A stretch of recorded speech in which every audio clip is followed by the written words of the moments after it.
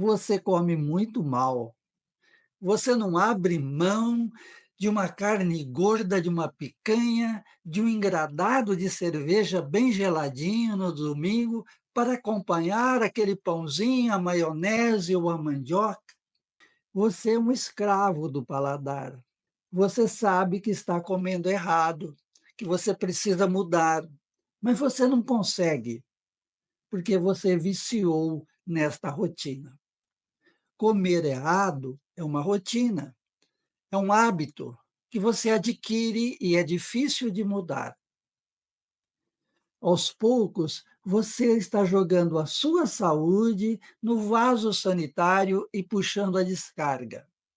Hoje eu vou passar para vocês 5 passos bem fáceis, objetivos, práticos, para você abandonar os maus hábitos alimentares. Vamos lá.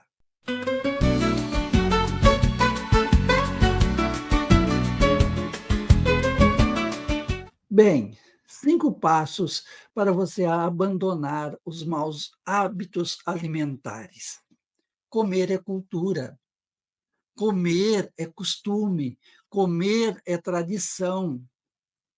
Comer não é apenas alimentar o nosso corpo físico, comer também é alimentar a alma. Comer é a primeira forma de nós ganharmos saúde, de nós ganharmos bem-estar. A grande maioria das pessoas são escravas do paladar. Elas comem porque têm prazer exclusivo de comer aquelas comidas erradas, que para ela é saborosa. E você está neste time. Nós vamos dar 5 passos fáceis para você mudar, melhorar o seu hábito alimentar. O último passo é o mais importante, porque ele fecha tudo isso. Sem o último passo, não adianta você praticar os primeiros. É claro que você precisa dar o primeiro passo, mas você precisa ter algo importante para amarrar tudo isso e seguir em frente. Vamos lá. O primeiro passo, a primeira dica: comece com pequenas mudanças. Coloque mais verdura no seu prato. Coloque aos poucos. Se você vai fazer o tradicional churrasco de domingo, introduza saladas, introduza frutas, introduza castanhas. Mas você diz: castanha é caro. 1 quilo de castanha é quase o mesmo preço de uma carne boa, como uma picanha, por exemplo, como um filé mignon. Tudo é uma questão de escolha. Então você tem que ir introduzindo aos poucos alimentos saudáveis.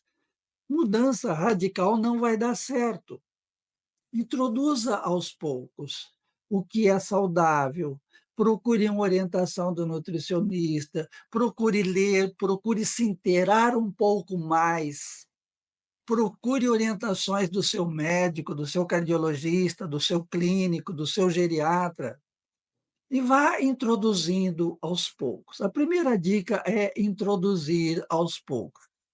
Segunda dica interessante: planeje as refeições da semana.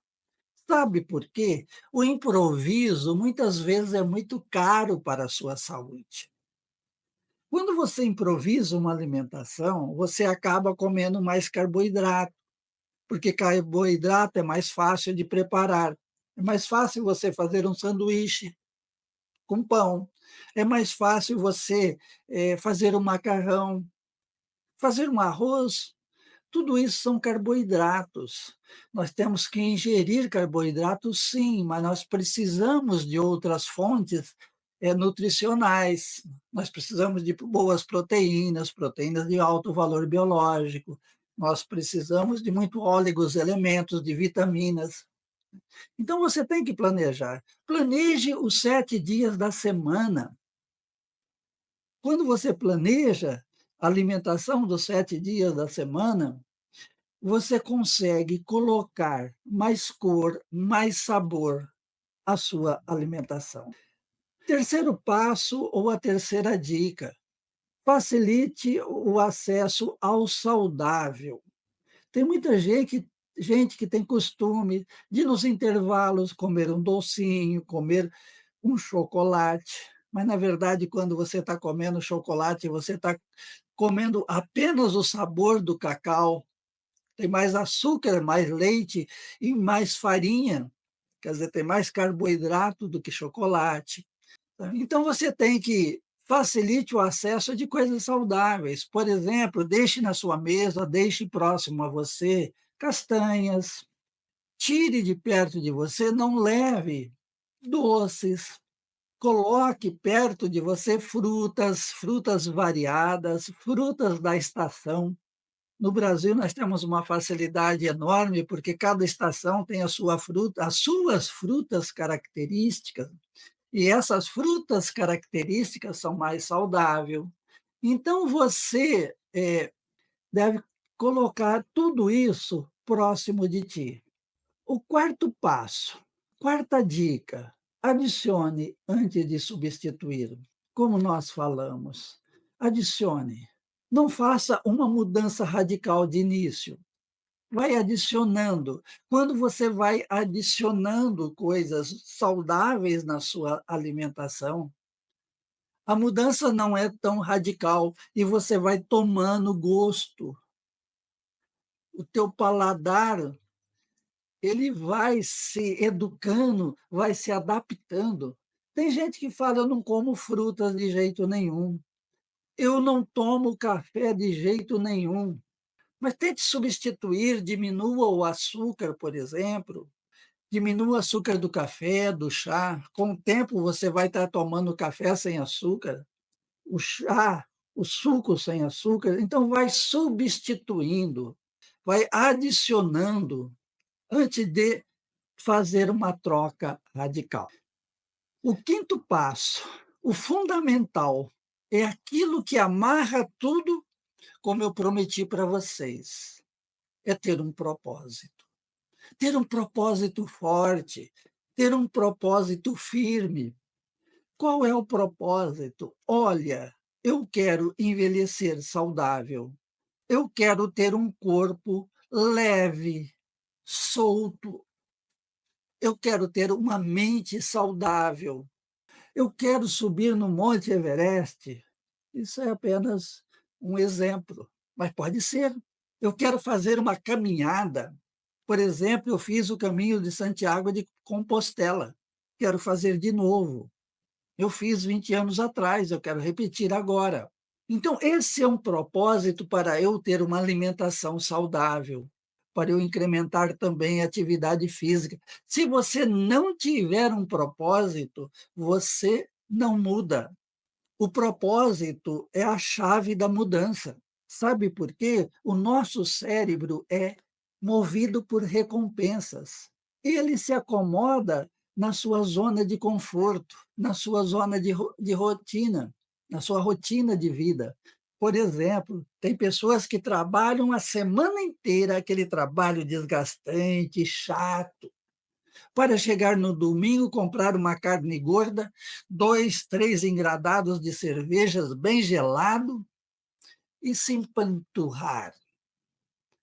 Ele acha que ele está recompensando a si mesmo pela semana de trabalho. Como eu disse no início, o que ele está fazendo? Ele está jogando a sua saúde no vaso sanitário e dando descarga. Cuide da sua saúde, tenha um objetivo. Olha, meu objetivo, se você tem 50 anos, por exemplo, meu objetivo é chegar aos 70 anos com um corpo muito bom, praticando esporte, chegar aos 80 dirigindo, chegar aos 90 com autonomia, com independência. Crie um objetivo, olhe lá na frente, experimente, sinta esse objetivo hoje. Olha, eu estou com 90 quilos. Se eu baixar para 70, como é que eu vou me sentir? Eu vou ficar mais elegante? Eu vou ficar mais ágil? Então, comece a saborear essas mudanças antes dela acontecer, para que o seu cérebro vá se adaptando às mudanças, ele cria novos circuitos cerebrais. Mude e você vai me falar a diferença. Como médico, como geriatra, como clínico, aí durante mais de 30 anos eu atendi, eu aconselhei pessoas. Nem todas seguiram, porque as pessoas que não colocaram na sua vida um propósito, ela não conseguiu mudar. Mas aquelas que colocaram propósitos, que mudaram, chegaram e me agradeceram. Doutor, muito obrigado, eu melhorei. Uma coisa interessante, quando eu orientei os meus pacientes, eles perguntaram: "Mas o senhor faz isso?" Eu sempre respondi com sinceridade: "Sim. Como que eu vou orientar as pessoas sem orientar a mim mesmo?"